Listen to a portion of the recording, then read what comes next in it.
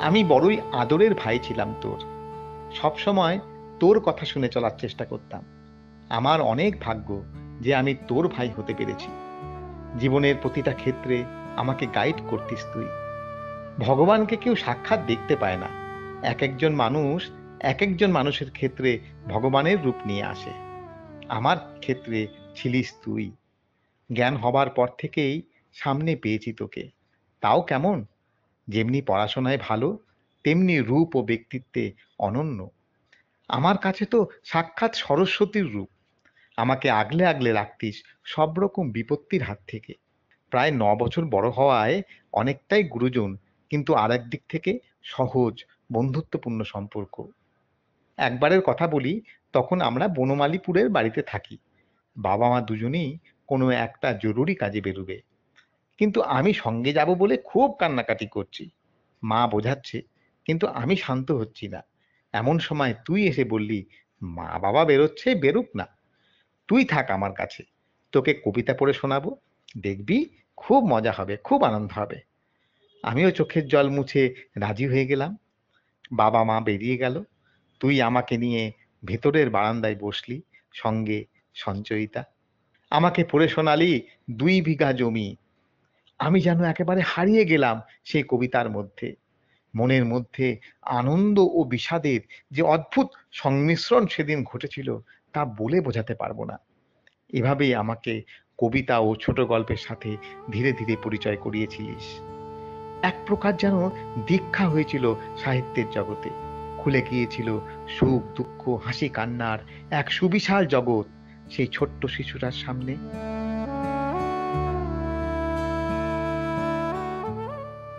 ২৩শে জানুয়ারি তোর জন্মদিন। সেই বিশেষ দিনটি আমাদের পরম প্রিয় নেতাজিরও জন্মদিন। আরও একটা বিশেষ কারণে এই দিনটা আমাদের কাছে এক অদ্ভুত মাধুর্য নিয়ে আসতো। তুই পড়তিস আগরতলা নেতাজি স্কুলে, তাই তোদের স্কুল থেকে নেতাজির জন্মদিনে প্রসেশন বেরোতো। প্রতিটা ক্লাসের আলাদা আলাদা থিম তৈরি হতো। আমরা সকাল সকাল তৈরি হয়ে সেই প্রসেশন দেখতে যেতাম। কি যে আনন্দের আবেশ তৈরি হতো না, বলে বোঝাতে পারবো না। একবারের কথা খুব মনে পড়ে। সেবার তোকে মা মনসা সাজিয়েছিল। এমনিতেই তোর মাথায় খুব চুল ছিল সে সময়। তারপর শ্যাম্পু করে করে চুল ফোলানো হয়েছিল খুব করে। তারপর চোখ টোক এঁকে হাতে সাপ দিয়ে যখন ফাইনালি স্টেজে ওঠালো, মনে হলো যেন সাক্ষাৎ মা মনসা মর্তে নেমে এসেছে। আমরা সবাই অপার বিস্ময়ে একেবারে হতবাক হয়ে গেলাম যেন। যাই হোক, অনুষ্ঠান শেষে আমরা সবাই বাড়ি ফিরে এলাম। তুইও দেবী রূপ পরিত্যাগ করে আবার আমার দিদি হয়ে বাড়ি ফিরে এলি। আর এলো তোর হাতের সেই সাপটি, যা শিল্পীর ও তোর হাতের স্পর্শে অনেকটাই যেন জীবন্ত হয়ে উঠেছিল।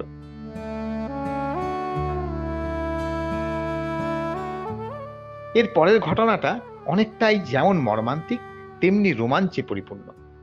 বাড়িতে নিয়ে এসে সারাদিন তো আমি সাপটাকে নিয়ে খেললাম। বাবা সারাদিন বাড়ি ছিল না।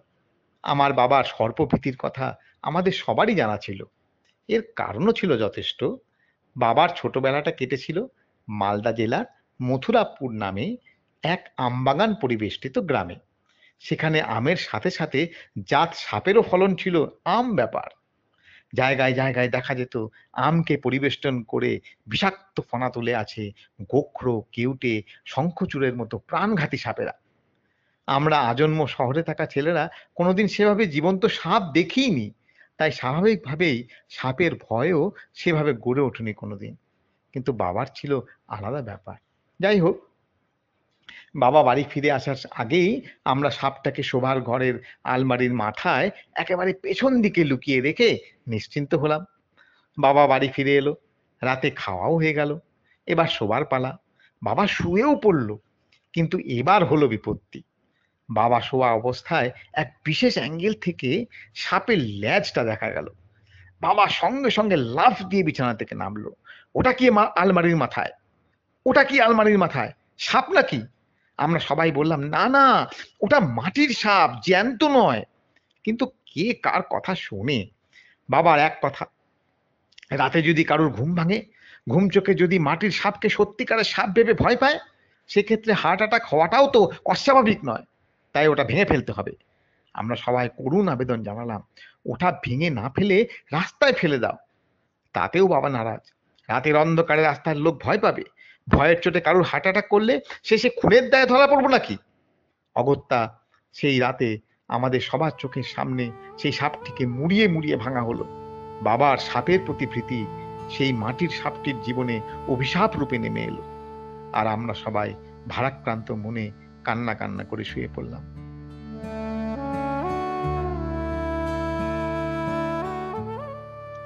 দিদি, তুই তো উচ্চ মাধ্যমিক পরীক্ষার পর কলকাতা চলে এলি পড়াশোনা করার জন্য। আর আমাদের যেন অঙ্গহানি হয়ে গেল। বাড়িতে যেন শোকের পরিবেশ তৈরি হয়ে গেল। মার মুখ ভারী, বাবার মুখ থমথমে। বেশ কিছুদিন লেগেছিল আমাদের সবার স্বাভাবিক ছন্দে ফিরতে। একবার এরকম হলো, তোর আসবার কথা, আমরা সবাই মহানন্দে এয়ারপোর্টে গেছি তোকে রিসিভ করতে। কিন্তু আগরতলার ওয়েদার সেদিন খুব খারাপ চলছে। সকাল থেকেই পরিবেশের মুখ ভার, যে কোনো মুহূর্তে ঝড় উঠবে উঠবে। আমরা সবাই প্রার্থনা করছি তোর প্লেনটা যেন ঠিকঠাক নেমে যায়। কিন্তু বিধি বাম, প্লেন কলকাতা থেকে রওনা হয়ে গেছে, আগরতলায় নামবে নামবে এমন সময় উঠল ঝড়। একটা ব্যাপার আমরা সবাই লক্ষ্য করতাম, আগরতলায় একবার প্লেন নেমে গেলে ওয়েদার যতই খারাপ হোক না কেন, প্লেন কলকাতায় ফিরে যাবেই। কিন্তু নামার সময় ওয়েদার একটু খারাপ হলেই না নেমে কলকাতায় ফিরে যাওয়ার ওদের খুব তাড়া। যাই হোক, এবারও তার ব্যতিক্রম হলো না। তোর প্লেন দুবার আগরতলা এয়ারপোর্টের ওপর চক্কর কাটলো, তারপর আমাদের সবাইকে হতাশ করে কলকাতায় ফিরে গেল। আমাদের সবার মুখ তখন দেখবার মতো, এতটাই হতাশ যে বাড়ি ফিরে আসার শক্তিও যেন নেই। কোনো রকমে বাড়ি ফিরে আসা হলো। আমরা দুভাই তো শুধু দুঃখিত, বাবা ও মার দুঃখের সাথে যোগ হলো চিন্তা। আমাদের তখন রাতে ঠাকুর ঘরে গিয়ে ঠাকুরকে শোয়াবার একটা ব্যাপার ছিল। আমার ওপর সেদিন সেই গুরুভার দেয়া হলো। আমি আমার মনের সমস্ত ক্ষোভ ভগবানকে বলে কিছুটা হালকা হবার জন্য বললাম, ঠাকুর তুমি শুয়ে পড়ো, দিদি আর আসবে না। সঙ্গে সঙ্গে কথাটা সবার কানে লাগলো। দাদা এতটুকু দেরি না করে আমার চুল ঝাঁকড়ে হাত সুখ করে নিল। বাবা মা দেখেও কিছু বলল না। আমি নীরবে মার সহ্য করলাম। কতটা দুঃখ, কতটা হতাশা থেকে যে আমি সেদিন সে কথাটা বলেছিলাম, কেউ তা বুঝলো না। যাই হোক, সে রাতে কোনো খাওয়া হয়েছিল কিনা জানি না, সবাই শুয়ে পড়লাম। তখন তো আজকালকার মতো মোবাইলের যুগ না, তাই কোনো খবর পাওয়ারও উপায় ছিল না। পরদিনটাও খুব দুশ্চিন্তার মধ্যে কাটলো। তারও পরদিন এই সকাল 11টা হবে, তুই একা একাই এসে গেলি বাড়ি। সঙ্গে সঙ্গে যেন কোনো এক জাদুকাঠির ছোঁয়ায় সারা বাড়ি জেগে উঠল। বাবার মুখ উজ্জ্বল, মার মুখে আনন্দ, আমরা দুভাই লাফাচ্ছি। তোর কাছে সবকিছু বিশদভাবে জানতে চাওয়া হলো। তুই বললি প্লেন ফিরে গেলেও যাত্রীদের পুরো দায়িত্ব যেহেতু তখন এয়ারপোর্ট অথরিটির, তাই কোনো যাত্রীকে ছেড়ে দেওয়া হয়নি। সবাইকে নিয়ে যাওয়া হয় 5 স্টার হোটেলে। তোকে একা মেয়ে বলে একটা বাঙালি পরিবারের মেয়েদের সাথে থাকার ব্যবস্থা করে দেওয়া হয়। আমরা সবাই তো শুনে খুব হতবাক। তারপর কয়েকটা দিন যেন আনন্দ সাগরে ভাসতে ভাসতে কেটে গেল। সত্যি দিদি, আমরা সবাই তোকে খুব ভালোবাসতাম, আজও বাসি।